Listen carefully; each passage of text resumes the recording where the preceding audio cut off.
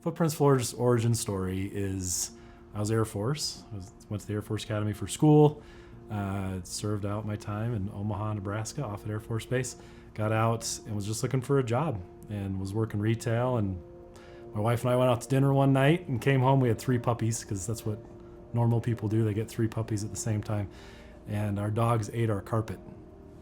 And so we hired a flooring company to come in and replace it and put in new hardwood floors. And I was watching the guy do it. And I was working retail, looking for a better job and a career path. And I asked the guy that was installing floors for us, like, hey, how much do you make doing this? And he's like, I don't know, 100 grand. I'm like, oh, this looks kind of cool and I can make some pretty good money. And so that's how I got into flooring back 22 years ago, was my dogs ate my carpet.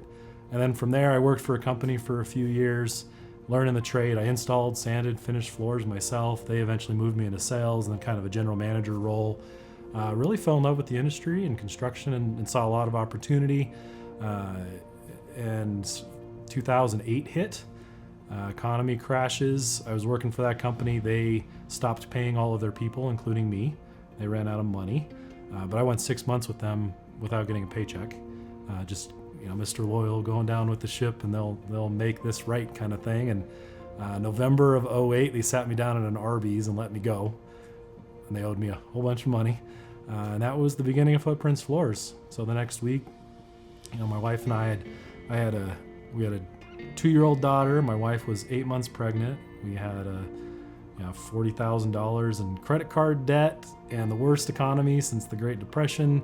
Not a good time to start a flooring business. And here we are sitting December of '08 launching Footprints Floors. So our official date is December 9th, 2008. I walked neighborhoods for the next 2 months in the middle of winter in Denver, putting flyers on doors, trying to get the phone to ring, doing whatever I could. And then February, we did our first project. And from there, we just kind of took off. We had a fantastic first year. And then over the next handful of years, became the largest installation company in Denver. And then fast forward to 2019, we finally made the decision to franchise and go out of state for the first time.